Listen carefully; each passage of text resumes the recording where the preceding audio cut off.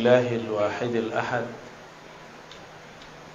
الذي لا يعرفه إلا إذا عرفه بنفسه. أشهد أن لا إله إلا الله، أشهد أن محمدا عبده ورسوله، سيد العارفين سيد العالمين وعلى آله وأصحابه وأهل بيته وذريته أجمعين. Amma ba'du. Bapak Ibu sahibul bait, Bapak Mirhalim, istri dan orang tua, keluarga besar, semoga dalam ridha Allah SWT. Begitu juga kawan-kawan yang datang dari manapun, semoga ini menjadi bukti bahwa kita bersaudara di sisi Allah Subhanahu wa taala. Amin ya rabbal alamin. Sungguh indah, jauh dari negeri Madinah, tapi nama Rasulullah masih didendangkan dengan suara yang merdu, dengan suara yang sangat-sangat nikmat, ya. Rasulullah sebelum beliau wafat, beliau di hari beliau wafat itu paginya melihat dari luar jendela atau dari dalam rumah keluar jendela, terlihat bahwa para sahabat sedang sholat dipimpin oleh Sayyidina Abu Bakar, dan beliau kemudian menangis. Beliau terharu. Umat yang dulunya tiada, paling cuma beberapa orang bisa dihitung dengan jari, jumlahnya sudah menjadi banyak. Apalagi kalau Rasulullah memandang kita semua saat ini, tentu Rasulullah lebih girang lagi, lebih senang lagi. Semoga cinta kita kepada Rasulullah tidak bersyarat. Cinta yang tulus, cinta karena kita berterima kasih kepadanya. Sallallahu ala sayyidina Muhammad. Apa tema kita, Pak? Mau tentang apa? Mau tentang apa? Tentang qalbu. Baik, insyaallah. Untuk kalbu kita semua, mari kita bacakan Al-Fatihah. Ya, kenapa? Shiratal ladzina an'amta 'alaihim.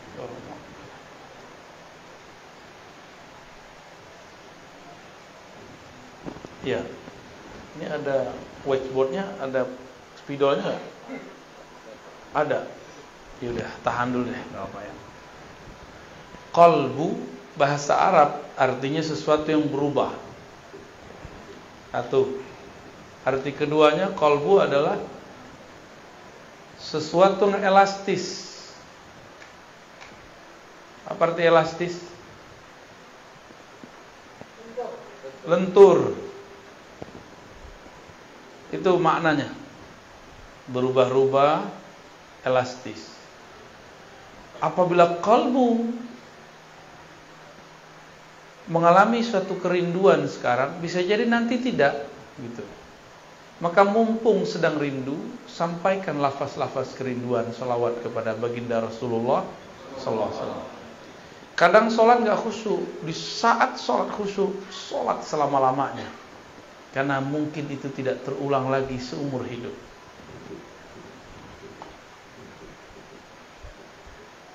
Tapi juga qalbu berarti sesuatu yang layyinah, yang halus, lembut, elastis. Apabila dia dibiarkan mengeras, dia menjadi tiada rasa, dia menjadi tidak peka, dia menjadi tidak bisa dirubah. Jadi ciri-ciri qalbu bermasalah, dia tidak bisa tersentuh oleh kalimah, tidak bisa merasakan getaran-getaran nama Allah. Itu namanya qalbu yang qasi, qaswah. Jadi qalbu kita ini kalau sudah keras, mirip kayak liver keras. Dia nggak bisa lagi menyaring, tidak bisa lagi menyaring cairan di tubuh kita. Apa yang terjadi? Penyakit batin akan masuk dan menjadi karakter. Maka hadirin hadirat yang dimuliakan Allah, qalbu ini sangat penting. Karena ia penting, Allah membahas tentang qalbu lebih dari 100 kali dalam Al-Quran. Lebih dari berapa? Kalau sholat cuma 55 kali atau 50-an Allah nyebut kata sholat. Ditambah dengan sholawat mungkin tambah. Tapi kata qalbu bisa berlipat-lipat kali lebih banyak daripada sholat. Artinya apa? Kalau kita sholat tanpa qalbu, sholatnya tidak bermakna.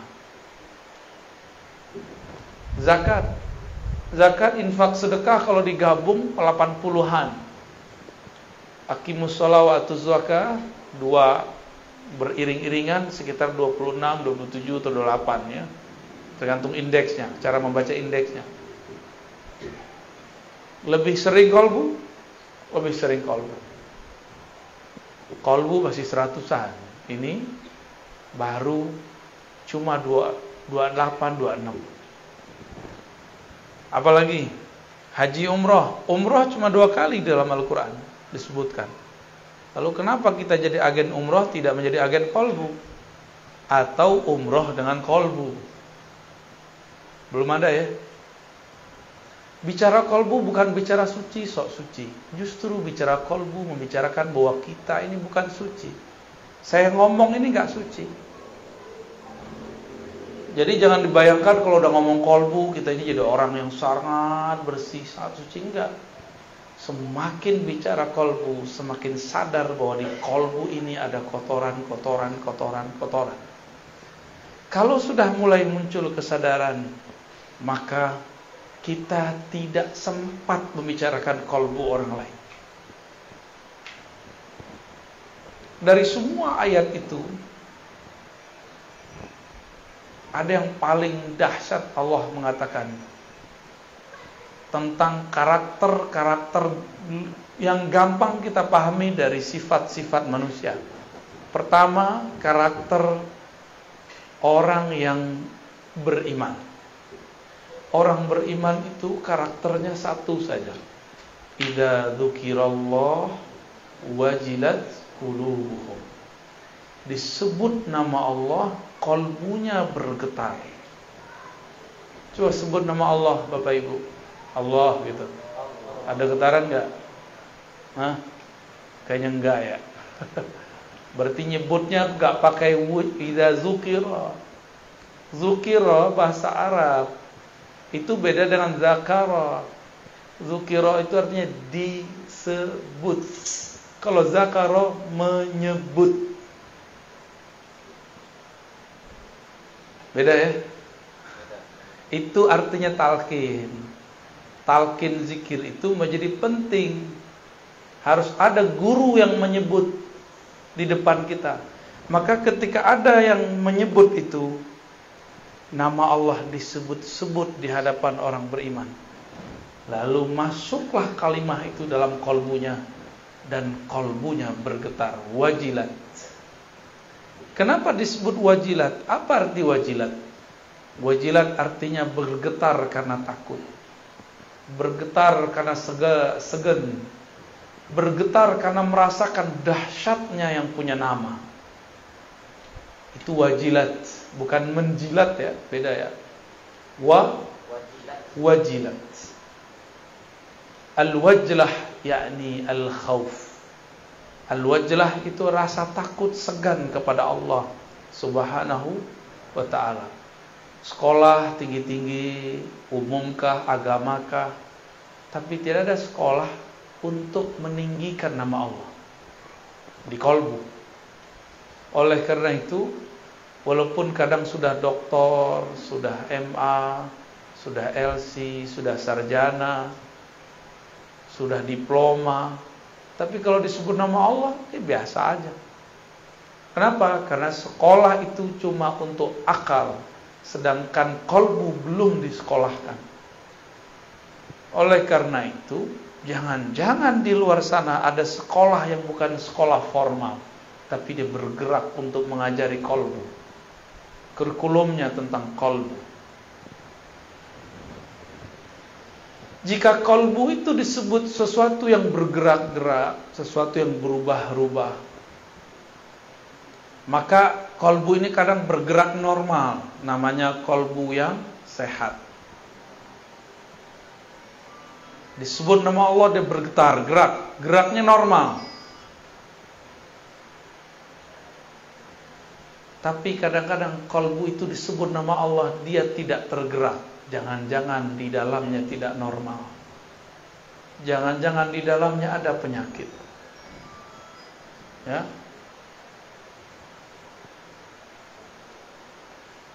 Dimatiin aja, Pak.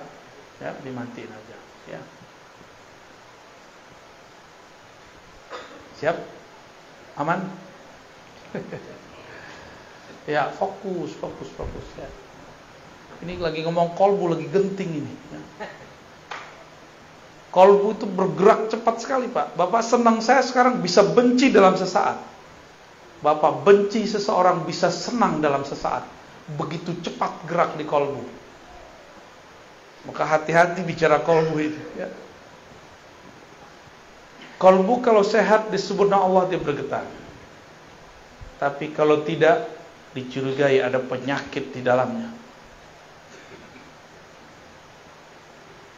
Kalau ada penyakit,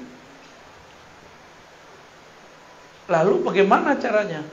Kebetulan ini ada Bu Dokter nih, ya. Kalau kita sakit, menurut Bapak ini, secara agama wajib berobat gak?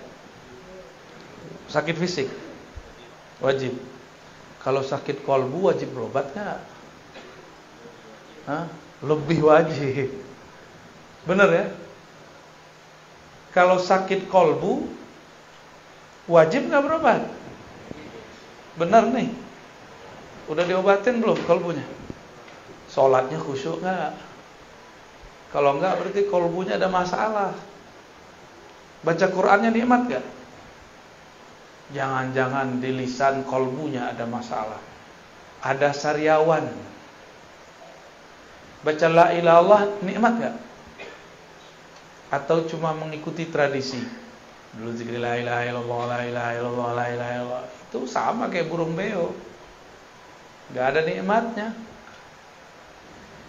Di sini makanan khasnya apa, Pak? Yang paling enak?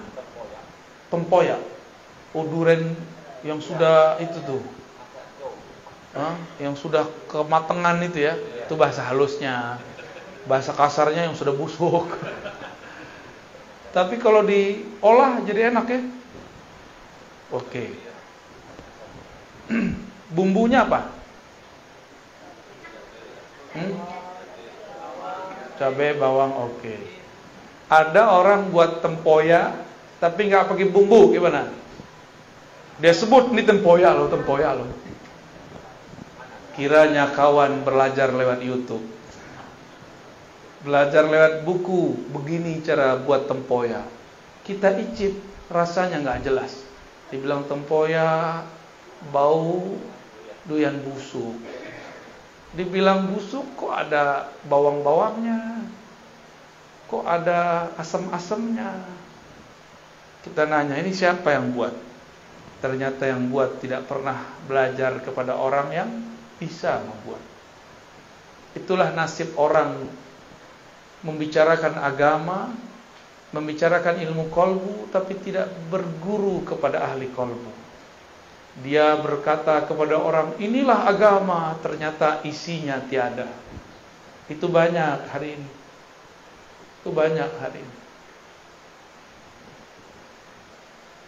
Ingin menikmati la ilaha illallah, tapi tidak dengan teknik dan bumbu-bumbunya. Jadi bumbu la ilaha itu ada. Bumbunya istighfar. Penikmatnya apa? Yang bikin lezat, micin, tahu micin ya? MSG. Kalau kita masak tuh ada masako, apa lagi tuh? Ajinomoto, jadi iklan ya. Itu bumbu-bumbu membuat nikmat. Sama-sama tempoyak, tapi jika bumbunya berbeda, yang buat berbeda, Hasilnya beda. Oke, sekarang ada dua orang sama-sama pintar buat tempoyak. Bumbunya sama, rasanya tetap beda? Tetap beda. Itulah yang membuat kenapa ada orang tertarik dengan satu zikir si fulan tapi tidak tertarik dengan zikir si fulan yang lain. Sebab cara mengolahnya berbeda. Ya. Qalbu ini ia secara gerak digerakkan antara jari-jari Allah. Kita tidak tahu makna jari, kita serahkan maknanya kepada Allah. Tapi kalau disebut jari, ini jari Bapak Ibu, gampang dipegang nggak? Bisa dilempar nggak? Bisa. Bisa dibuang. Apabila kolbu ada di antara genggaman-genggaman Allah, maka kolbu ini hanya bisa dikuasai oleh Allah. Jadi kita sendiri tidak bisa menguasai kolbu. Bapak ini bilang, ibu ini bilang, saya hanya senang ini, saya benci si fulan. Ternyata ketemu dia kita tersentuh. Bisa nggak begitu? Sering. Dulu saya nggak suka durian. Tahu-tahu dipaksa sama orang siapa dulu, orang tua apa kakak saya dulu, masukin ke mulut. Dicicip lo enak. Bentuknya nggak enak, tapi pas dicoba enak. Kadang-kadang begitu Pak. Tempoyaknya sudah enak, beda koki nggak masalah, dibuat oleh ahlinya. Tapi lidah kawan sedang sariawan, bisa nggak menikmati? Kalau dia mengatakan kok nggak enak, masalahnya di mana? Lidah. Yang harus diobati, yang dimasalahkan lidah atau tempoyak. Tapi banyak orang menyalahkan tempoyak dan yang masak tempoyak. Si Buya tuh, Kiai itu, Ustadz tuh tidak bagus tekniknya. Padahal kolbunya yang lagi masalah. Ya, sering nggak begitu? Sering. Kita kalau belajar zikir, kalau kolbu sudah sehat, dia tinggal makan. Namun kolbu ini ada selera. Nih, air. Airnya bersih. Tapi gelasnya kotor. Kita tuang air ke dalam gelas, mau minum nggak? Nah, ini masa teknik nih, teknik mengenali kolbu. Zikirnya sudah bagus, ulamanya, syekhnya sudah berijazah, orangnya sehat, cuma kotor. Bisa nggak orang sehat kotor? Bisa. Orang sehat kotor bisa. Habis kena air hujan kan bisa aja kan? Mungkin dia habis terkenang masa kecil belum bahagia, terus main-main itu, becean itu ya, mungkin nggak? Atau dia keluar dari kebun, mungkin dia sehat tapi badannya kotor, bisa menikmati?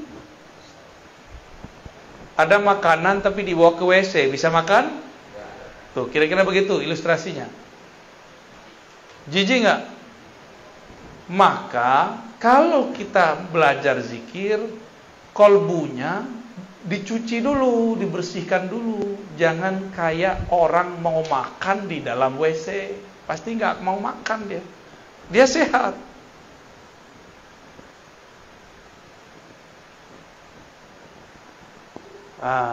Airnya bersih, orangnya udah sehat, kolbunya udah sehat, tempatnya sehat. Yang menghidangkan jorok, gimana? Hilang selera, ya. Maka yang menghidangkan pun juga harus punya adab. Walaupun dia tidak sakit, cuma jorok. Coba kalau dia batuk, kira-kira, wah jangan-jangan corona nih, ya. Atau cara megangnya, dipegangnya begini, nih, start. Gimana kalau begini? Nah, maka seorang yang mengajar pun dia punya adab. Dia punya adab. Paham ilustrasi begini? Paham analog begini? Berarti kalau ingin memanjakan kolbu, maka yang memanjakan kolbu, yang punya kolbu, dan kolbunya semuanya harus seirama. Jangan diajarkan di WC, jangan diajarkan di tengah keramaian, kecuali orang-orang keramaian itu sudah satu frekuensi. Jadi kalau kita jadi guru, jangan senang dulu orang minta talqin, santai dulu, itu ujian, ya. Jangan senang dulu orang minta ilmu ini, minta ini. Tidak semua permintaan harus diberi. Tidak semua ilmu harus diceritakan. Tidak semua rahasia dapat dibuka. Banyak rahasia-rahasia yang harus disimpan. Namanya rahasia, kalau dibuka masih rahasia nggak? Kalau kita bagi-bagi permata di tepi jalan, dikira apa? Kaca. Betul ya? Dihargai nggak? Habis diambil mungkin dilempar. Sama, kalau orang obral talqin zikir, lama-lama dilempar, ditinggal. Itu kejadiannya zaman Nuh. Zaman kalau orang tidak memberikan penghargaan ke dalam kolbunya, itu yang terjadi. Maksud saya sederhana Bapak Ibu, kolbu ini spesial. Allah kalau ngajak ngobrol makhluknya, itu yang diajak ngobrol kolbunya. Allah apabila ingin menilai seseorang, yang dipandang kolbunya. Saya pakai baju begini nih, kan paling keren nih malam ini ya. Amin.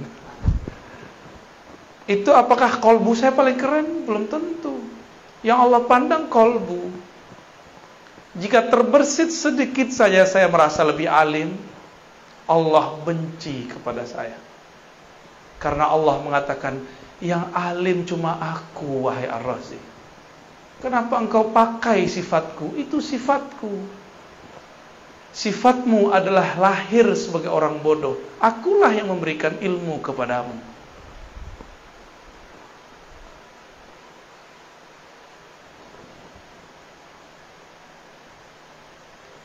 Rasa nikmat zikir adanya mirip dengan kita kalau makan. Nah, ini pertanyaan nih Bapak Ibu. Kalau makan tempoyak, enak itu di tempoyak, di lidah, di piring, atau di orang yang nyajiin? Di lidah. Oke, coba makan di WC. Jadi gak enak kan? Hidung naruh. Tempoyaknya enak, tempatnya bersih. Orang datang, makan. Makan semua. Mau gak? Langsung berdiri kita. Gak jadi makan, ya.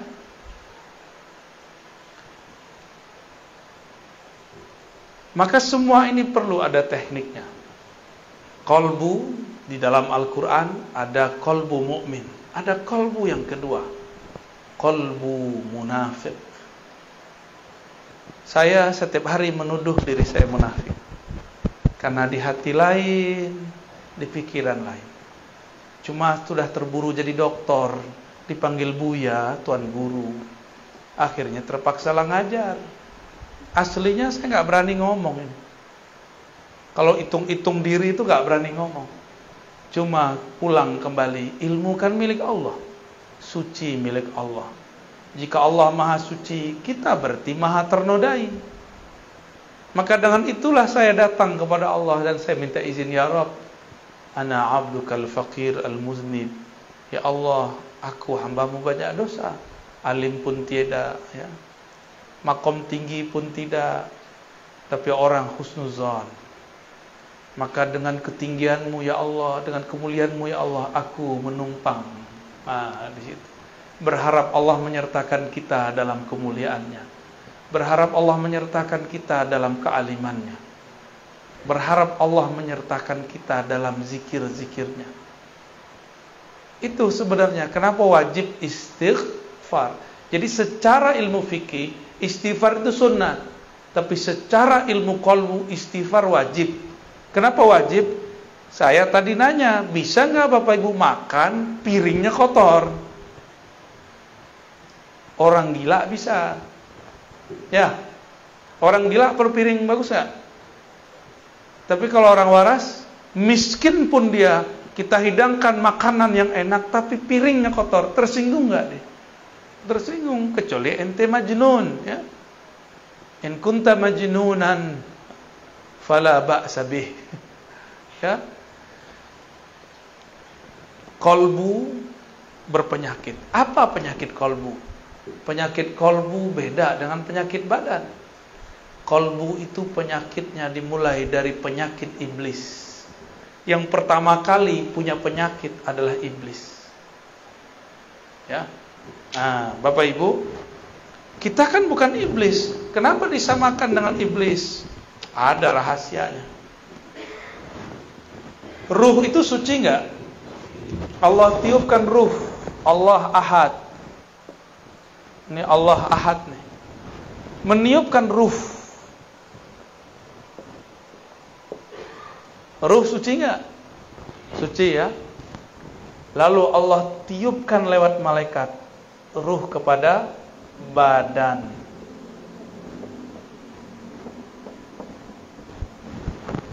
Tapi sebelum masuk ke badan, ini ada jarak di sini.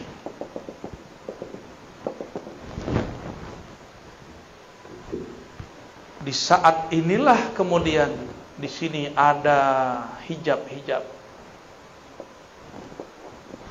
Dalamnya bukan main, tebalnya tiada terkira. Disinilah diuji ruh. Dia dicelupkan ke dalam syahwat. Ini syahwat namanya nih.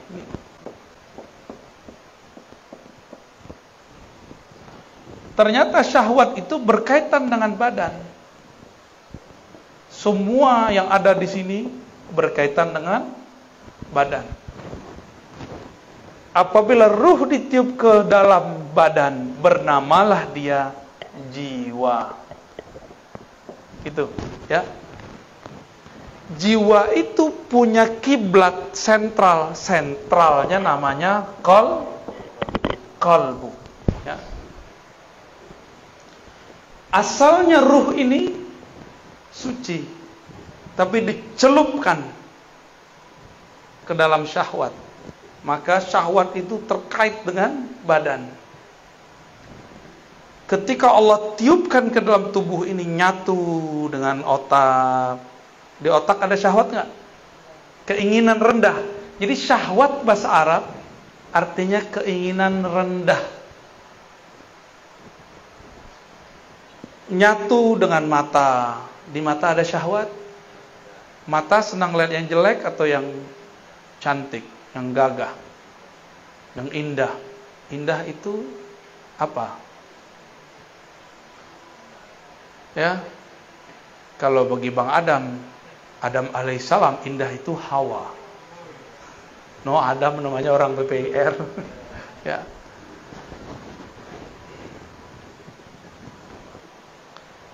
Mata itu diberikan syahwat. Dia senang melihat yang bening-bening, yang indah-indah, yang hijau-hijau.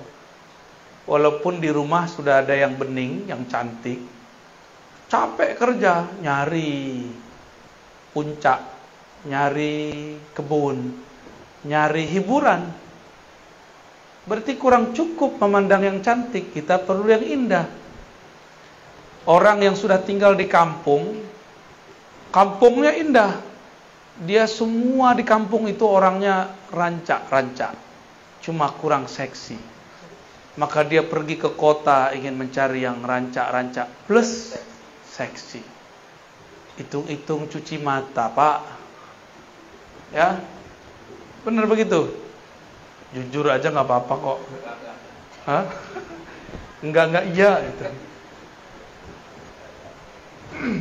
Ketika ditiupkan ke dalam badan, maka dia dicelupkan ke dalam syahwat. Sampai ke tangan suka megang. Sampai ke perut suka makan, sampai ke kemaluan, sampai ke kaki, terus semuanya. Tidak ada kita yang selamat daripada kata syahwat, nggak ada. Mursyid, apalagi mursyid itu lebih besar ujian syahwatnya. Percaya nggak? Karena makannya paling enak. Kalau ada tamu datang masih makanan paling enak, ya nggak? Kalau ada fasilitas paling enak. Tapi si mursyid ujiannya paling berat. Paling berat ujiannya mursyid. Kalau mursyid dosa, dosanya lebih besar. Tapi kalau mursyidnya ahli ma'rifat, dia tahu cara pulang kepada Allah Subhanahu. Di situ si mursyid paham bahwa jadi mursyid bukan berarti jadi orang suci. Jadi mursyid berarti tahu cara mensucikan diri. Itu yang beda mursyid dengan bullshit. Beda-beda tipis.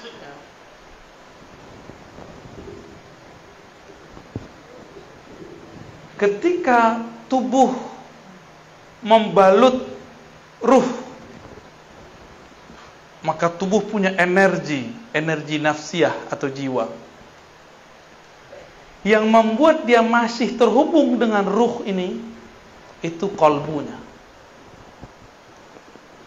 Karena ini adalah hembusan Allah. Allah memandang dari ruh ini kemana? Dipandangnya kepada qalbu. Jadi dekat gak antara ruh dengan qalbu? Dekat sekali. Karena qalbu itu ada karena ruh. Jika Allah menurunkan ilmu lewat ini, itu namanya laduni. Tapi kalau Bapak Ibu belajar, si badan ini diajak belajar nih. Belajar sama seseorang, cari guru. Kalau dapat ilmu namanya futuh. Apa namanya? Apa arti futuh? Terbuka. Supaya mengenal Allah. Tapi kalau ruh, gurunya langsung Allah Ahad. Disebut laduni. Itulah ilmunya Nabi. Maka saya sering nanya, Jibril itu gurunya Nabi Muhammad atau muridnya Nabi Muhammad? Banyak orang salah di situ, keliru. Dikira Jibril itu adalah gurunya Nabi Muhammad. Padahal Jibril itu dapat energi dan dipasangkan kepadanya jubah-jubah pemimpin malaikat setelah dia berselawat ke Nabi Muhammad. Nabi Muhammadnya belum lahir sebagai bin Abdullah. Tapi Muhammadnya sudah ada belum? Ruh pertama yang Allah tiupkan namanya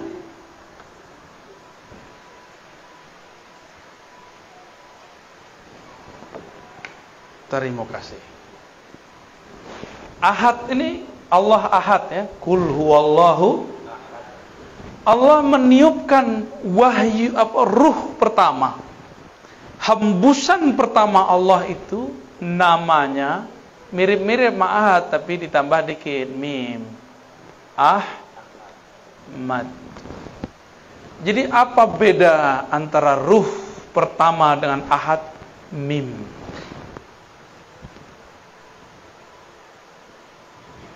Saat Allah menghembuskan, hembusannya itu berbunyi Ahmad. Bernama Ahmad. Pangkatnya disebut Ruhullah. Apa arti Ruhullah? Hembusan Allah. Coba menghembus Pak. Gitu. Hembusan kita enggak? Atau beda? Coba ambil misalnya plastik. Kita pindah ke dalam nggak? Paham? Ini yang tidak dipahami oleh kelompok kebatinan yang kegeeran jadi Tuhan, jadi Allah. Paham? Ini ilmu awalnya benar. Di dalam diri kita ada hembusan Allah. Betul. Tapi hembusan bukan Allah. Ahmad laisa bi ahad. Ahmad itu ya Ahmad, hembusan ya hembusan. Cuma kawan sudah GR jadi Allah. Zat aku, zat Allah. Sifat aku, sifat Allah. namaku nama Allah, fiilku fiil Allah. Tapi kalau lapar makan nasi juga.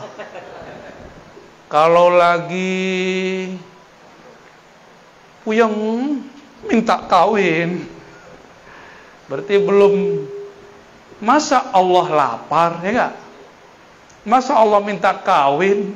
Kan Allah ini tidak perlu sahibah. Sahibah itu artinya pasangan.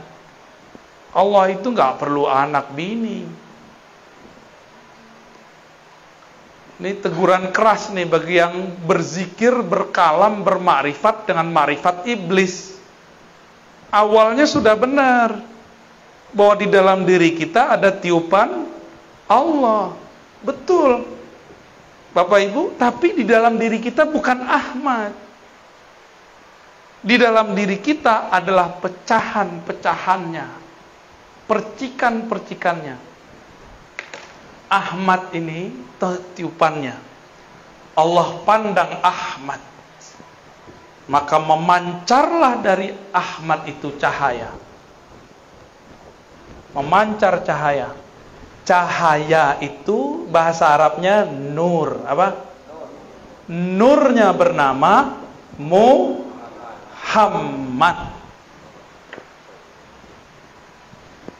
Gitu ya. Berarti nur beda nggak dengan ruh? Ahmad itu pangkatnya apa tadi? Ruhullah. Ini kalau nggak nyatet hilang. Catat. Kalau punya catatan.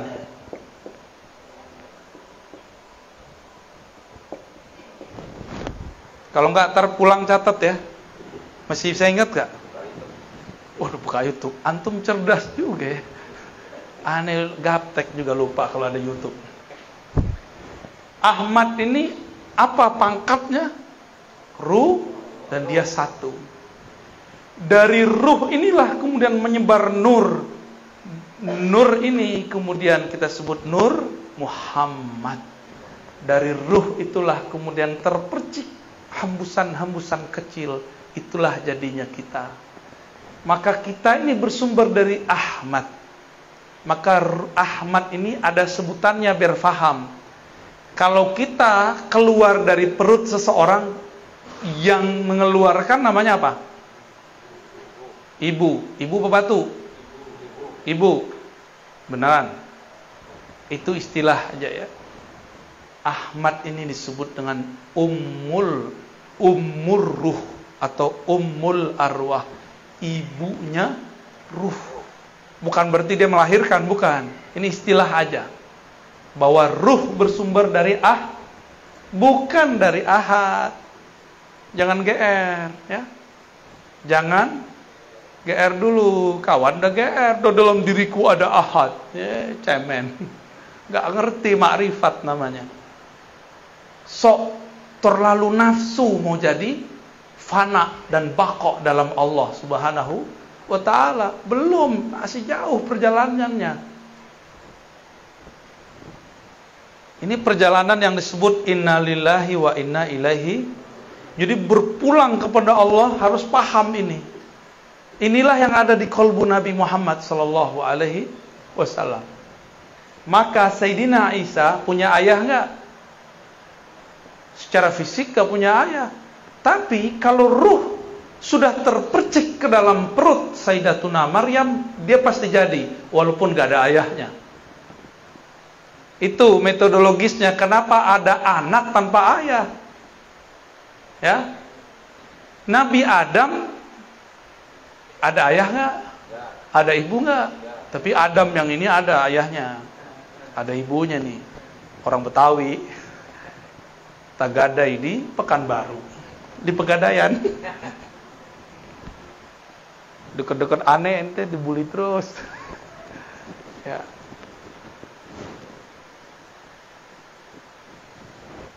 Percikan ruh Ahmad itu yang intinya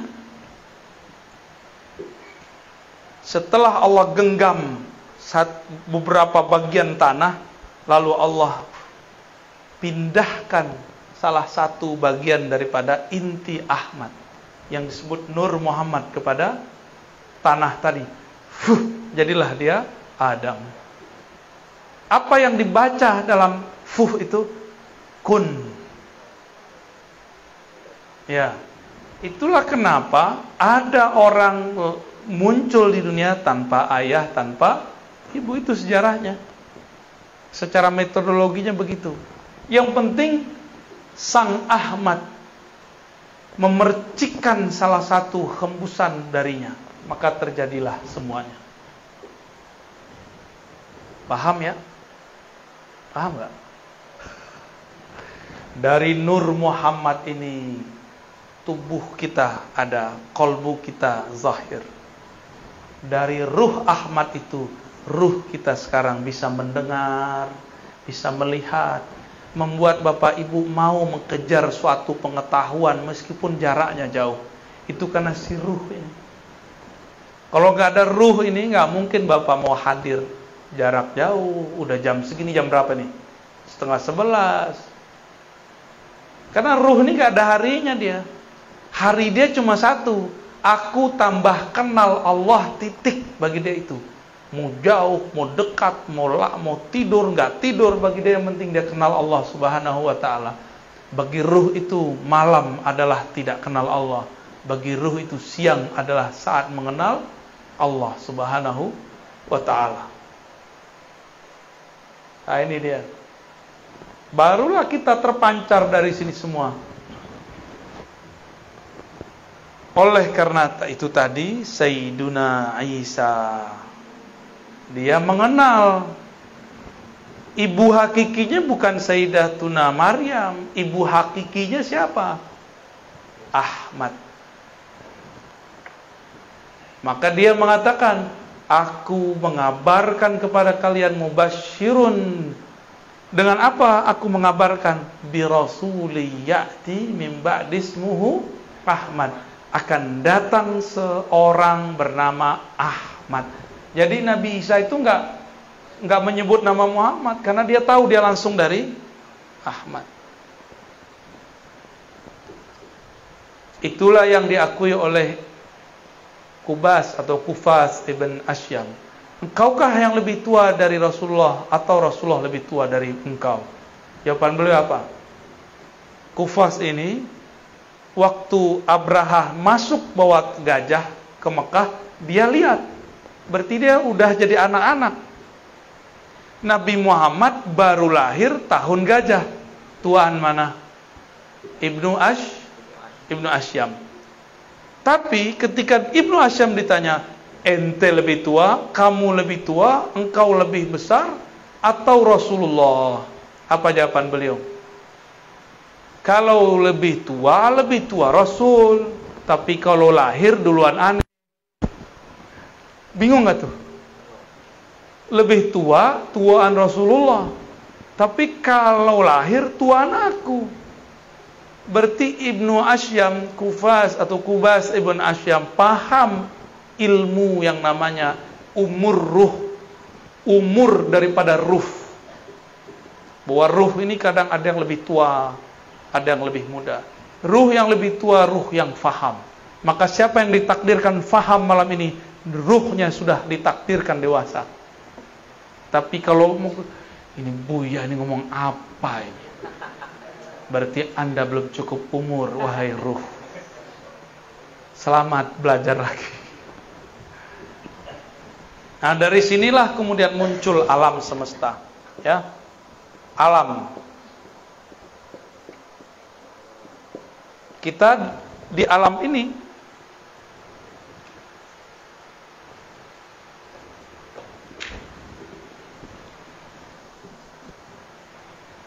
tapi sebelum sampai ke alam Nur Muhammad ini kan ada pancaran nurnya ya.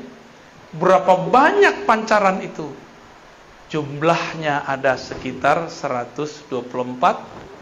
Jadi pancarannya 1, 2, 3, 4. Kalau dihitung 124.000. Ini di alam nur loh ya. Ini di alam nur. Ketika nur itu ditiupkan bersama ruh. Jadi nur itu adalah wadahnya ruh.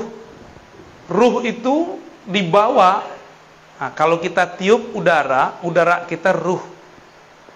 Balonnya itu nur. Paham? Ya. Kalau balonnya warna merah, kelihatan hebusannya warna merah.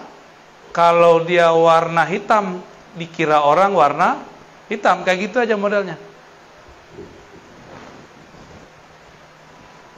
Apabila 124.000 ini dia muncul di dunia, dia menjadi nabi atau wali. Oleh karenanya jumlah nabi berapa? 25 itu yang ditulis di Quran, yang wajib diketahui. Berapa jumlahnya?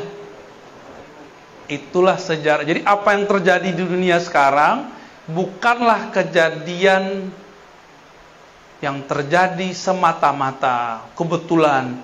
Dia semuanya mengulang yang terjadi di sana. Kalau ruh kita dulu itu, jadi ketika ini ruh terpancar, maka dia berkeliling. Jadi tadi nur ini berkeliling ini. Mirip dengan tawafnya manusia tawaf di Ka'bah. Ini Ka'bah nih, ya. Anggap aja ini benar ya. Kita tawaf ke kiri apa ke kanan? Berapa kali? Berapa kali? 7 kali. Ka'bahnya fisik itu dia di Mekah. Ka'bahnya jiwa adalah kolbu. Ka'bahnya kolbu adalah fuad. Ka'bahnya fuad bernama lub. Ka'bahnya lub bernama sir. Ka'bahnya sir, disitulah ilmu mengenai ruh Ahmad. Silakan pusing. Jadi dulu nih muter nih. Ada yang dia jauh, tiba-tiba dia mendekat. Maka lahir di dunia. Dia lahir sebagai orang kafir, terus mu'alaf. Ada yang lahir sebagai muslim, tiba-tiba keluar dari barisan, berarti dia besok lahirnya murtad. Gitu. Terus sejarah orang murtad secara ilmu hakikat ya.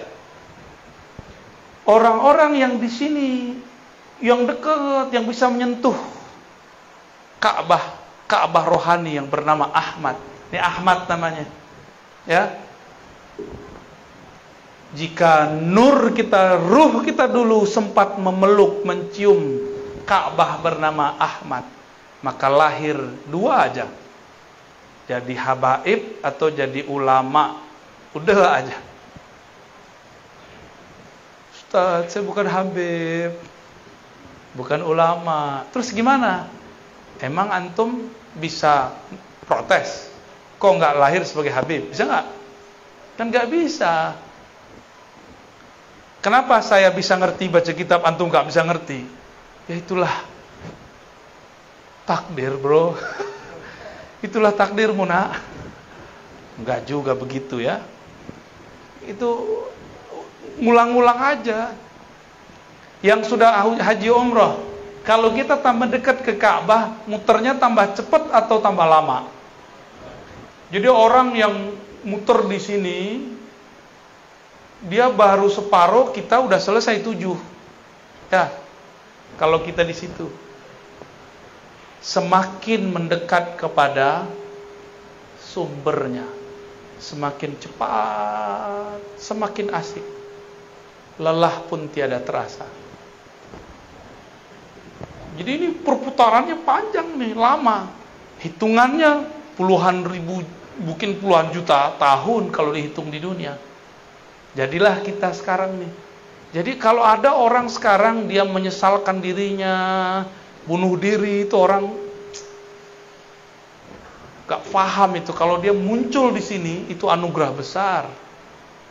Ya. Pasang alarm, tadi katanya jam 11.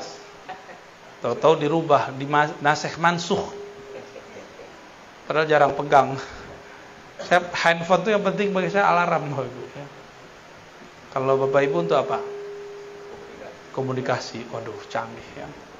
Ada nggak handphone to Allah? Boleh dihapus, Pak? Ya, silakan dihapus. Berkah antum hapus ya. Aneh minum dulu ya, paling enak. Nah, ini kan nikmat begini nih. Antum nggak minum, aneh minum. Yang minum ruh apa jiwa? Hah? Yang minum ruh apa jiwa? Mulut.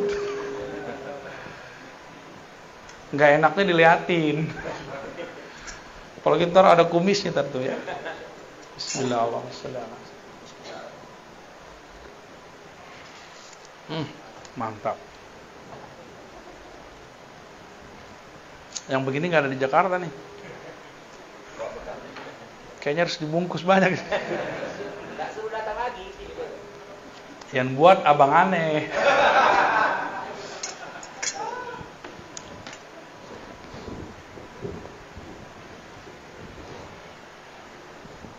Jadi kita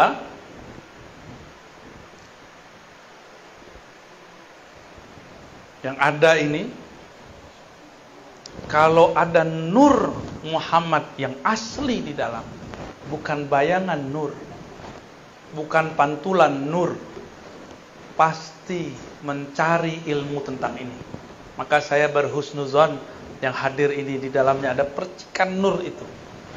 Amin. Alhamdulillah. Apa kata Nabi? Allahumma ja'alni nura. Ya Allah, jadikan aku adalah nur. Padahal beliau memang sudah nur. Ibu Rasulullah mengatakan, ketika engkau lahir, hai Muhammad, aku melihat nur. Jadi Nabi Muhammad lahir, mohon maaf nih Bu Dokter, percaya apa enggak ya? Waktu lahir, Aminah tidak melihat darah, yang dia lihat cahaya. Ada enggak makhluk begitu? Ya ada. Maka saya sering nanya nih, Nabi Muhammad nama Nabi Isa. Nabi Muhammad dan Nabi Isa. Muliaan mana? Nabi Muhammad lebih mulia atau Nabi Isa? Nabi Isa punya ibu siapa? Maryam. M. Nabi Muhammad punya ibu namanya Aminah.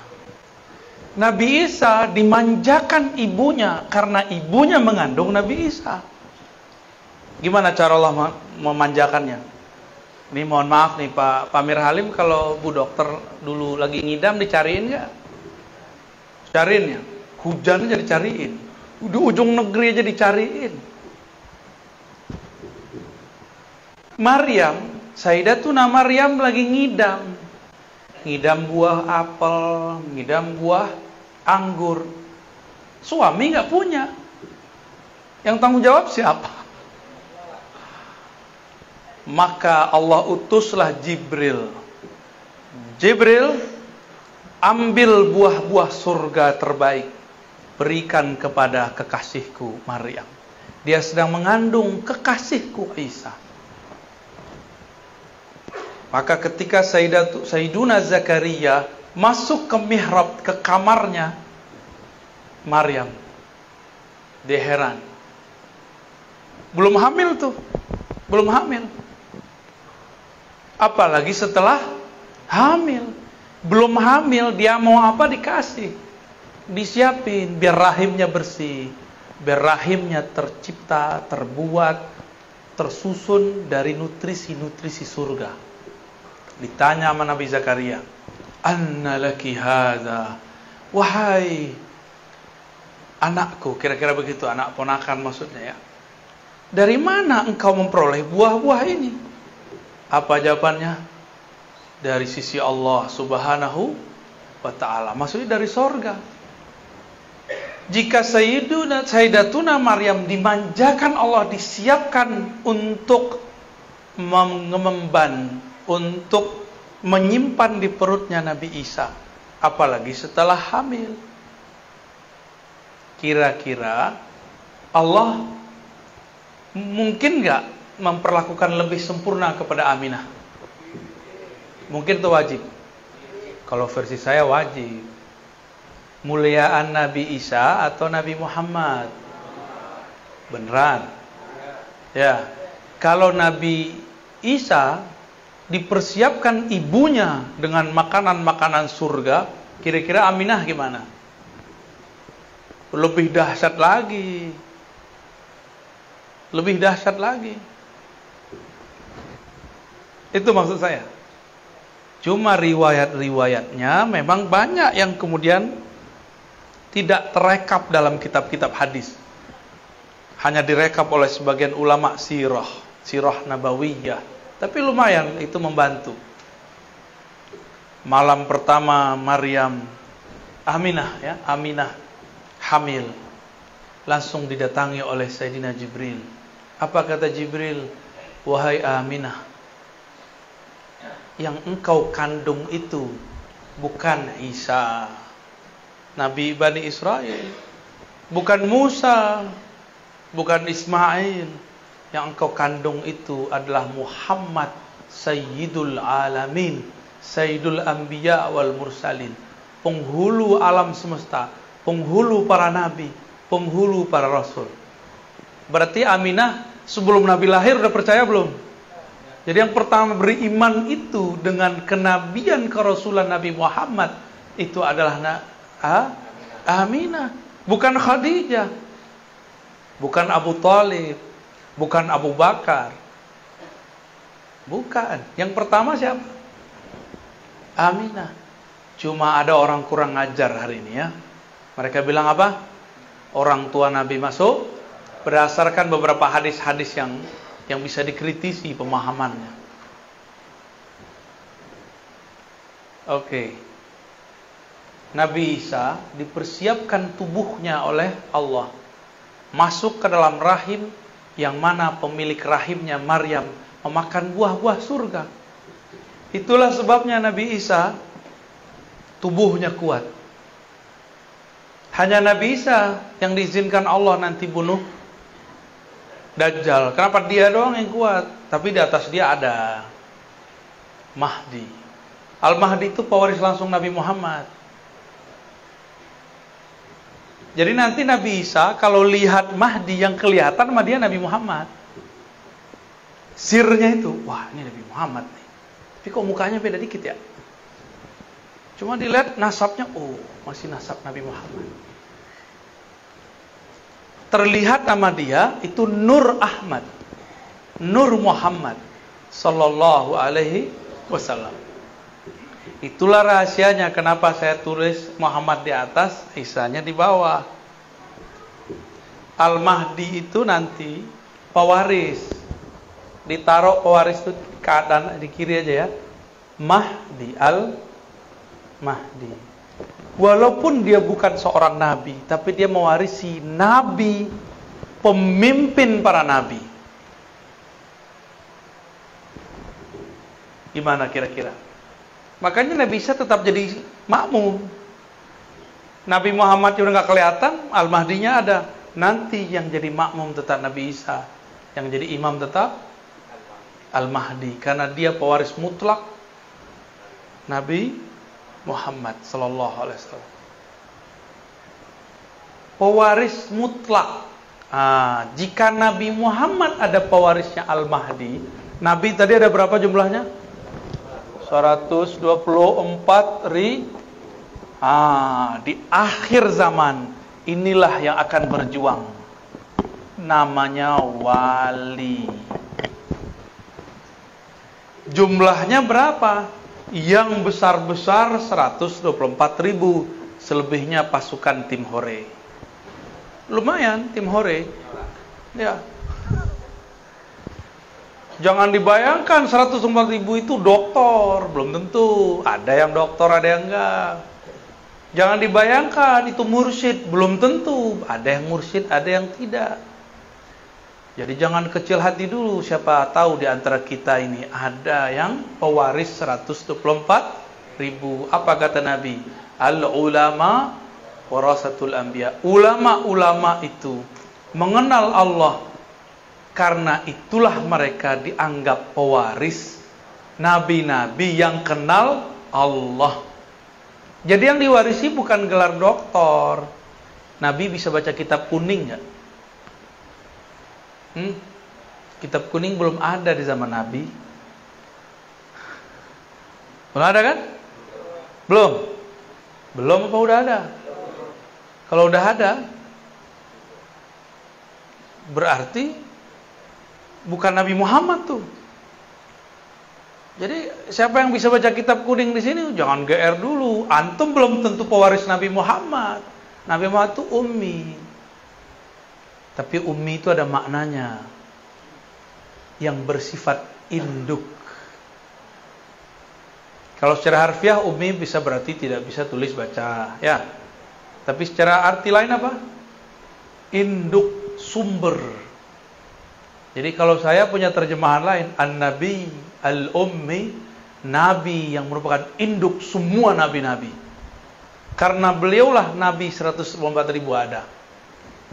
Al-Mahdi pewaris Nabi Muhammad. Isa pasti ada pewarisnya. Musa pasti ada pewarisnya. Dengan itulah cara mereka berjuang di akhir zaman. Karena tidak mungkin ada kelahiran kembali. Namanya reinkarnasi. Yang ada cuma waris. Siapa tahu di antara kita ada yang jadi pewaris. Amin ya rabbal alamin. Terus apa lagi dong? Apa kaitannya dengan kolbu? Nah, itu kan pertanyaannya tadi. Ilmu ini bukan lagi ilmu kolbu, tapi sudah ilmu ruh. Sumber ma'rifatnya kolbu. Kolbu itu dia punya ma'rifat dua aja. Dari Allah pasti lewat ruh. Dari selain Allah pasti lewat akal dan panca indera. Baca kitab lewat panca indera enggak? Baca, maka belum tentu orang yang bisa baca kitab jadi orang alim. Siapa tahu jadi sombong. Ya benar. Ada nggak ketemu orang baca kitab sombong? Banyak, salah satu yang di depan. Astagfirullah. Kalau ada sombong, antum sombong.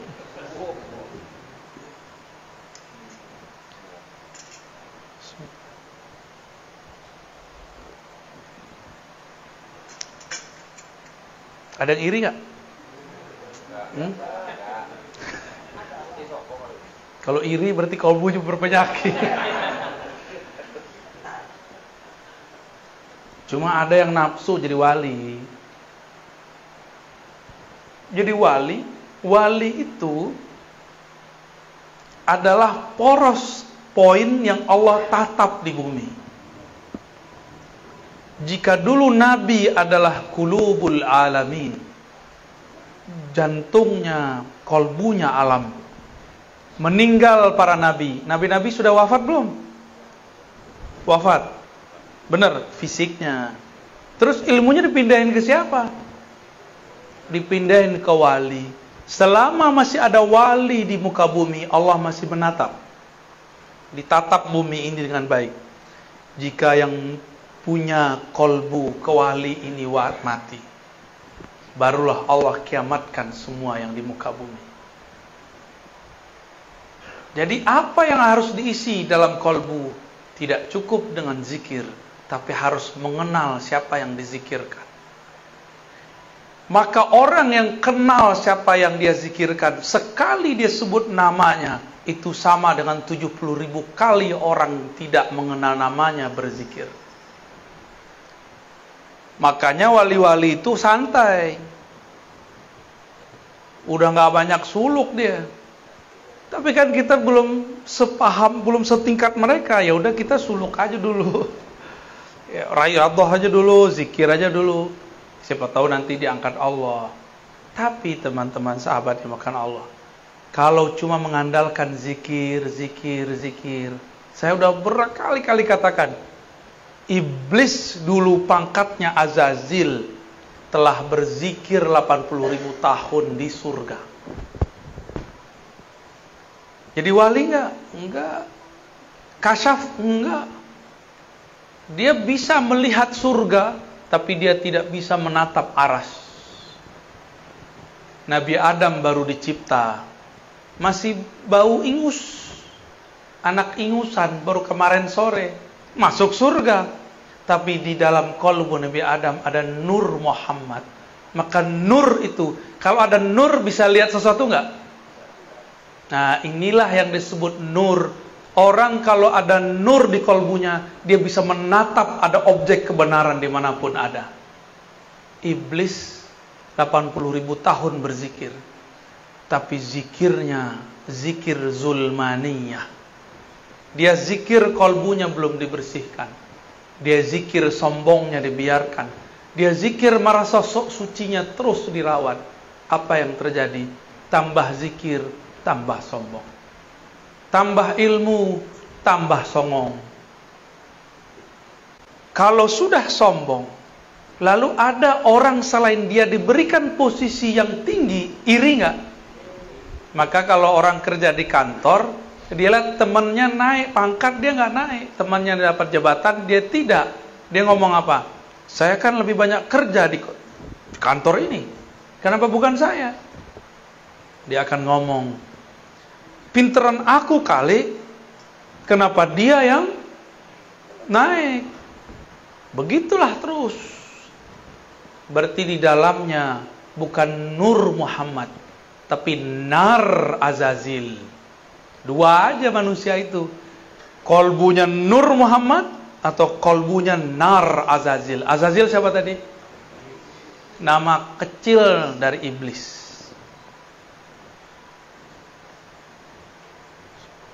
Gimana kira-kira? Yang suka nyolot terus, tahu nyolot? Marah dulu. Kayak api, nyala terus. Itu nar di dalamnya. Ya. Maka kalau kajian nama yang punya nar Azazil, panas kepala kita. Tapi kalau ngaji dengan yang punya nur Muhammad, kepala boleh panas, tapi kolbu, ruh girang. Ada getaran-getaran indah di dalam. Getaran-getaran kerinduan kepada Allah Subhanahu wa ta'ala. Wali itu kolbunya alam. Kolbunya wali, tatapannya Allah. Ruhnya wali adalah percikan dari hembusan-hembusannya Allah. Maka jika si wali ini punya kolbu, dia kenal siapa yang dia sebut. Sama seperti yang dikatakan dalam hadis. Ini penutup kajian kita. Apa kata Nabi? Tidurnya orang yang alim lebih bagus, lebih afdol daripada ibadahnya orang yang jahil. Ada orang alim, arif, main-main aja. Tapi dia kenal siapa yang mencipta alam. Kenal itu dimulai dari kenal nama. Semakin banyak nama yang dikenal, semakin tinggi ma'rifat. Kalau cuma nama alif, lam, lam, ha, itu baru satu ma'rifat. Allah. Harus kenal lagi Ar-Rahman. Harus kenal lagi Ar-Rahim. Harus kenal Minal 99. Baru namanya Ma'rifatul Asma. Baru satu nama diajarin guru, udah merasa alim aja. Belum, masih jauh. Ada lagi nama di dalam nama. Nama di balik nama. Ibarat manusia. Ini baru manusia, belum Allah. Bang Adam ini di sini namanya Bang Adam. Di tempat kerja manajer. Di rumah Abi atau Babi. Hah? Abi ya? Bab Abah. Oh. Maaf Bang ya. Semoga kamu sakit hati Bang. Nanti aku obati Bang. Karena dia orang Betawi. Masa kecil panggil tong. Bukan tong sampah, bukan. Tong. Dulu dia suka bersilat. Dipanggil jawara. Jawara lidah. Pinter ngomong, panggil lidah.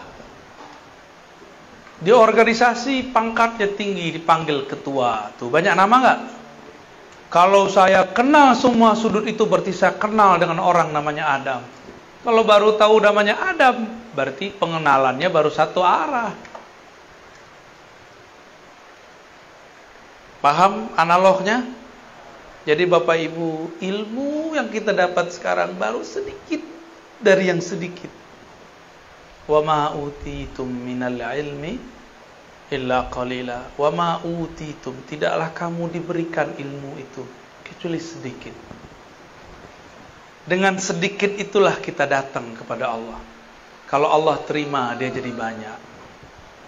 Ya. Maka Bapak Ibu yang makan Allah, saya yang jahil ini, saya yang banyak dosa ini, meminta kepada Allah supaya Allah ampuni dosa saya dan kita semua. Saya yang jahil ini, yang tidak punya ilmu ini, meminta kepada Allah, semoga semua yang hadir Allah jadikan arif billah, kenal kepada Allah. Enggak kenal sekarang, semoga kenal sesaat sebelum wafat. Tidak kenal sesaat sebelum wafat, semoga diberi syafaat di saat ditanya oleh Munkar dan Nakir. Enggak juga dapat syafaat ma'rifat di sana, semoga Allah berikan syafaat saat dibangkitkan.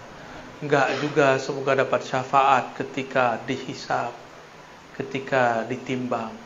Enggak juga semoga Allah kasih syafaat ketika jalan melintasi sirat al-mustaqim, as-sirat. Allahumma amin ya rabbal alamin. Al-Fatihah.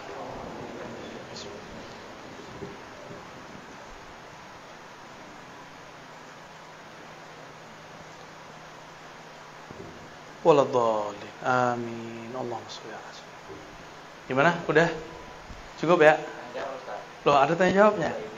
Ya udah setengah jam ya? Oke. Loh, antum ya? Nanyanya pakai adab ya. Kalau enggak saya enggak jawab. Yang nguji-nguji keluar. Serius. Saya ngomong cash kontan. Nguji-nguji keluar. Atau atum dikeluarkan dari nur. Jangan takut gitu dong. Itu canda itu. Mana ada orang yang datang jam segini nguji-nguji ya. Orang datang jam segini memang pengen mencari. Tafadhol. Bismillahirrahmanirrahim. Assalamualaikum warahmatullahi wabarakatuh. Assalamualaikum warahmatullahi wabarakatuh. Saya Hijir Bu ya. Nama saya Hijir. Yang saya tanyakan pertama, kenapa Allah tunjuk manusia sebagai khalifah di muka bumi? Betul. Sedangkan malaikat kalau kita tengok lebih taat kepada Allah. Yang kedua itu masalah ruh. Ketika ruh meninggalkan jiwa, ketika ruh ini berangkat menghadap Allah, apakah ruh itu nanti masih bersedih melihat yang ditinggalkan? Contoh, misal suami meninggal, ruhnya apakah nanti melihat anak istrinya, apakah dia masih bersedih melihat yang ditinggal? Kemudian yang ketiga, borongnya Ibu ya. Cukup, 2 dulu. Gak bisa jawab ntar aneh. Bukan monyet, air, tanah, semuanya nolak. Semuanya nolak. Mereka mengatakan, ya Allah, kami tidak mengerti. Kami tidak punya ilmu, ya Allah. Bahkan kepada malaikat. Tapi malaikat masih ngerasa beberapa kali sok pinter gitu. Tapi soknya malaikat itu bukan sok. Soknya malaikat itu apa adanya. Dia memang begitu orangnya, SOP. Malaikat tuh nggak ada namanya basa-basi. Saya mah nggak bisa bahasa Arab, Ustaz. Padahal baca kitabnya jago. Bisa bahasa Inggris Kak? Bisa dikit-dikit, padahal keren. Ya, orang kita kan gitu. Kalau di Barat nggak begitu, mirip-mirip begitulah. Bilang iya, tidak, bisa, tidak bisa. Malaikat begitu. Dalam Al-Baqarah ayat 30, 31, 32, 33 terus sampai setelahnya terjadi dialog. Kalau faham ini, faham rahasianya. Orang banyak baca ayat ini tapi tidak faham rahasianya. Jadi ada dialog antara Allah dan malaikat di alam malakut sana. Alam malakut. Nah, ini boleh dihapus lagi nih. Ini tertunjukin ada strata alam. Boleh dihapus. Ngantuk nggak Pak? Serius? Ntar jadi tukang hapus di surga ya. Nah, hapus whiteboard. Jadi asisten kita ntar. Amin. GR aja masih masuk surga. Amin.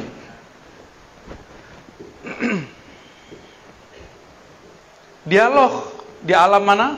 Ini kita alam nih, namanya alam nasud. Nasud. Bahasa Arabnya gini.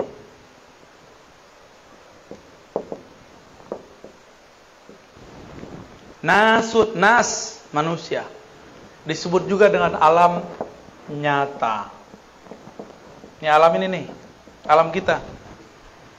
Coba dipegang mukanya, ada nggak? Ayo pegang lagi yang pasti dong. Benar. Itu alam apa tuh? Alam nyata. Bahasa ininya?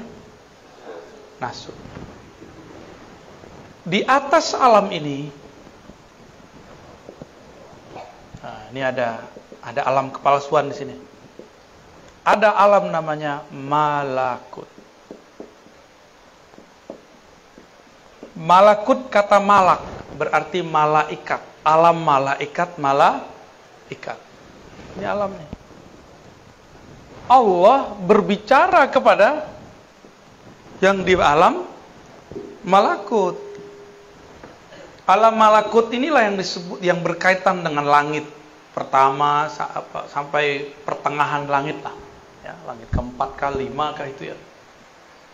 Apa kata Allah? Wahai para malaikat, aku mengumumkan akan memilih di muka bumi seorang khalifah dalam kurung dari manusia.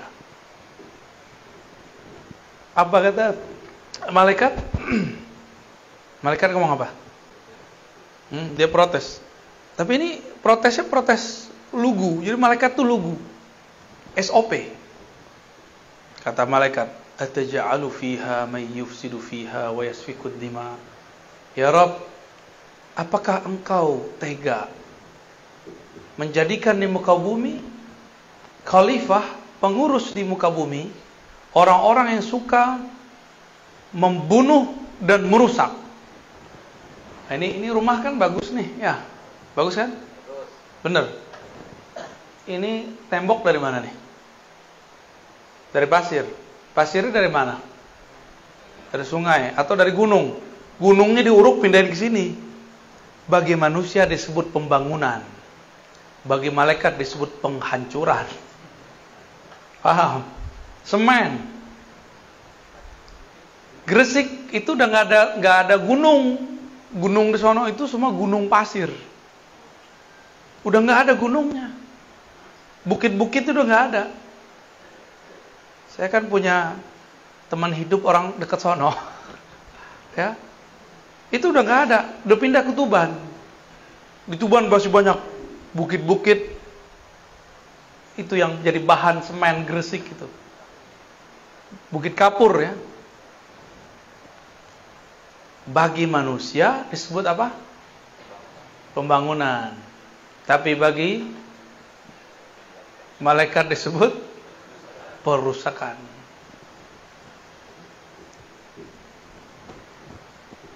Kita tadi makan sop ya. Sop apa itu? Kambing. Langsung makan kambingnya atau disembelih dulu? Hah? Ini ada orang pintar ngomong di samping saya soalnya nih. Mana ini orang nih? Oh, lagi tidur kali ya. Jadi dia bilang nggak boleh makan kambing, bahaya. Yang boleh makan daging kambing. Kalau makan kambing, wah jadinya gawat ya.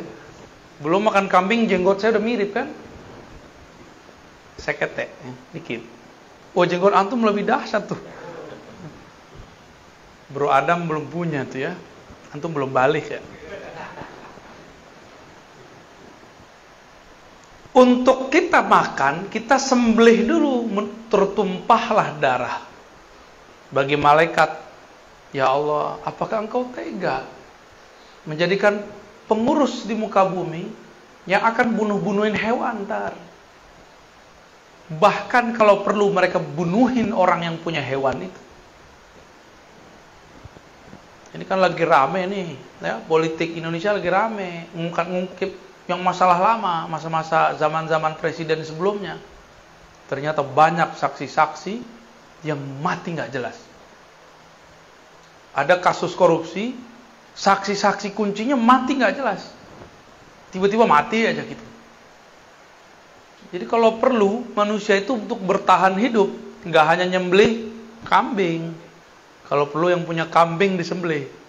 Begitu cara manusia bertahan hidup. Disebut bertahan hidup. Kalau ada buaya dibunuh manusia, namanya perburuan. Ya. Tapi kalau ada anak kecil dimakan sama buaya, namanya apa? Memangsa. Suka-suka kita aja buat istilah ya. Jadi manusia ini emang menang di istilah. Bener ya? Kalau Bapak Ibu ini makan ayam nggak? Makan ikan nggak? Kalau ada orang dimakan ikan gimana? Kita beritanya gede ya. Tapi ada nggak berita Bro Adam diberitakan memangsa ikan mujair? Ada nggak? Nggak ada. Kita kalau panen, kita sabet tuh ya, disabit tuh rumputnya, ilalangnya, padinya dipotong, diambil. Bagi kita itu namanya panen. Bagi malaikat ini merusak. Udah jelas kuning-kuning bagus kok dipotong. Ini beda perspektif. Lalu malaikat ngomong. Apa kata malaikat? Wa nahnu nusabbihu bihamdik wa nuqaddisu lak. Di sini ya kita tahu karakter alam malakut adalah karakter zikir. Wirid. Ya, wiridan mulu, zikiran mulu. Soleh lah ya. Alam malakut ini suka zikir. Maka semua zikir tarekat yang ada lafaznya itu diambil rata-rata dari alam malakut. Jadi kita baca apa nih? Subhanallah. Itu amalannya orang sini nih. Malaikat di sini. Jadi Nabi kalau naik, turun pasti bawa lafaz zikir. Ada zikir yang dipakai oleh malaikat pembawa rezeki. Ada caranya. Mau diajarin? Wah, khawatirnya nggak mantap kalau antum yang baca. Ya, kurang yakin soalnya. Nabi turun dari alam malakut. Turun-turun Nabi cerita. Ada malaikat fulan, namanya zikirnya adalah subhanallah bihamdi subhanallah azim. Subhanallah, subhanadzil izzati wal jabarut. Ada lagi zikirnya pakai takbir Allahu akbar kabira, subhanallah bukratan wa asila. Macam-macam. Itu Nabi pas turun diramulah menjadi amalan salat. Kata malaikat ini nggak makan, nggak minum, nggak bosan. Jadi malaikat tuh mirip kayak anak kecil yang gigih. Ada punya anak kan? Dia kalau pengen apa misalnya? Pengen jajan coklat. Dia zikir coklat. Umi coklat, Abi coklat. Sejam juga bisa dibaca tuh. Nah, itu karakter malakut itu. Diulang dan gak pernah bosan. La yamal, tidak pernah bosan. Maka kalau ada di antara kita rajin zikir 5.000, 11.000, 70.000, berarti karakter malaikatnya sudah muncul. Tapi biasanya karakter malaikatnya ada songong-songong dikit, hati-hati. Apa kata dia? Ya Allah, kenapa bukan kami? Kami kan ahli zikir. Kami sudah puluhan juta tahun berzikir. Itu wa nahnu nusabbihu bihamdik wa nuqaddisu lak. Apa kata Allah? Betul kalian banyak zikir, tapi aku punya sir rahasia. Inni a'lamu ma la ta'lamun. Lalu kemudian Allah tunjukkan sirnya. Wa 'allama Adam al-asma. Ternyata Allah telah mengajarkan Adam. 'Allama kata kerja berlalu. Allah telah mengajarkan Sayyidina Adam al-asma, semua nama-nama, mulai dari nama-nama awal pangkal bumi sampai ujung langit, semuanya Nabi Adam mengerti. Malaikat taunya cuma zikir, maka mohon maaf ada ahli zikir kurang cerdas, itu maksudnya. Ada ahli fikir kurang zikir, ya. Ada yang seimbang. Fikirnya adalah zikir, zikirnya adalah fikir. Nah, itu yang kamil mukamil. Kira-kira gimana nih?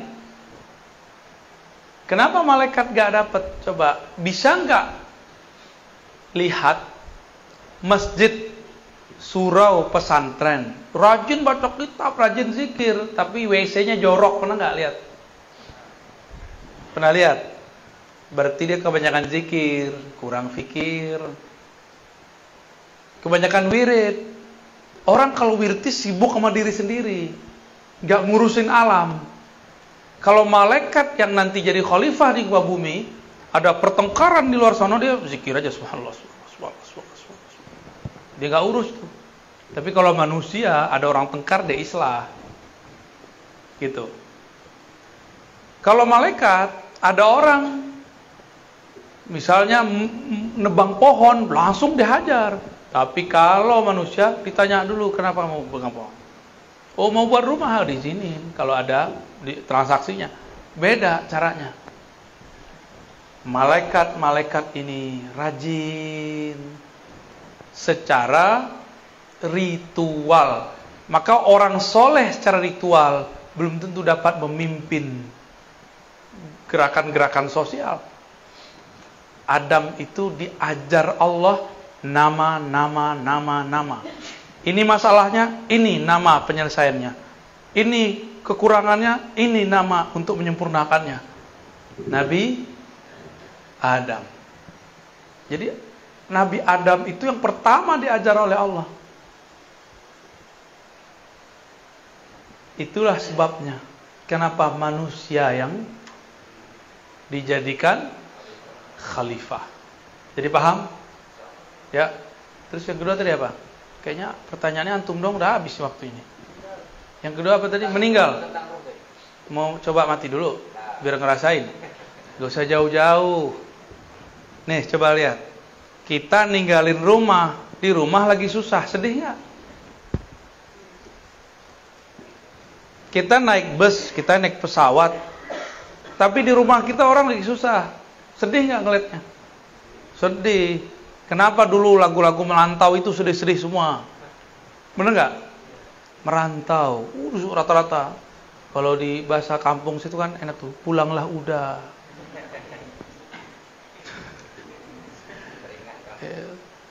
Saya gak hafal tuh. Karena dulu zaman-zaman itu mengharamkan lagu. Jadi sampai sekarang gak bisa nyanyi. Cuma bisa mendengarkan. Kalau sholawat tuh kalau gak ngeliat teks saya gak bisa nyanyi. Ya, kalau saya lihat teks baru bisa ngikutin tuh tadi para penasyid kita tuh. Sallallahu.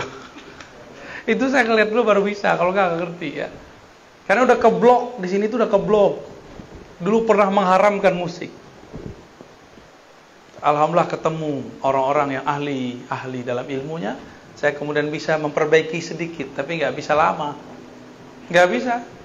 Udah. Walaupun dulu pernah bernasyid, tapi kan sebelumnya pernah mengharamkan. Ketika ruh berpisah dari badan, itu mirip orang meninggalkan kampungnya atau satu negeri. Itu permisalan pertama. Yang kedua, orang kalau meninggalkan badannya, itu mirip-mirip kayak orang bangun, tapi di negeri yang dia nggak tahu negeri mana. Ada juga yang begitu. Jadi orang mati itu kayak orang bangun tidur. Pas bangun dia bingung. Lah, handphoneku mana ya? Antum begitu nggak bangun tidur? Nyari handphone ya? Hati, ntar kalau mati nyari handphone. Dibentak sama malaikat mungkar nakir. Hei, nyari handphone di sini. Lihat nih gua, siapa? Gawat itu ntar. Biasain bangun tidur nyebut nama Allah dulu. Apa bacaan bangun tidur? Itu bahasa Arabnya. Baca aja Allah, Allah, Allah, Alhamdulillah. Terima kasih ya Allah. Baru kita nyari handphone. Ya. Nyari siapa di samping pasangan, ya salam ya. Taruh kalau mati bangun di alam sono, kita nyari-nyari biniku, lakiku, gak ada. Jadi jangan bergantung ke makhluk, gantungnya kepada Allah. Gampang dikalamkan, juga gampang kalau faham.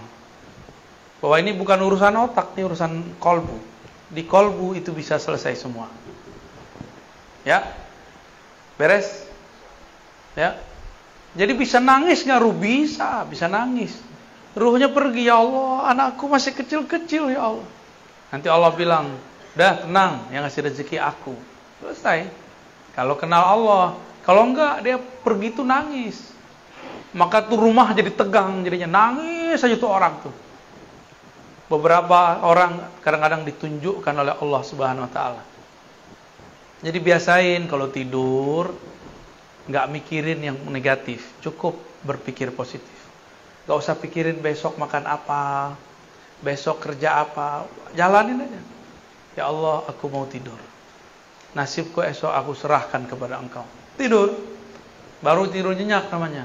Tidur enggak nyenyak itu kalau banyak pikiran. Ya. Cukup? Udah cukup. Tambuah. Udah satu lagi deh, ada yang dari ibu-ibu enggak? Ada dari ibu-ibu. Cukup. Alhamdulillah. Kita tutup pakai sholawat yang merdu ya. Mana? Ahli sholawatnya mana nih?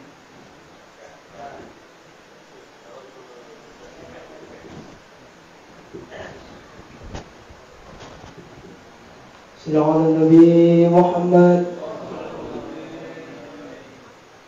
Sallallahu ala Muhammad.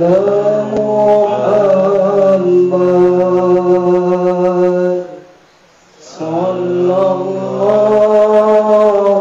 alaihi wasallam.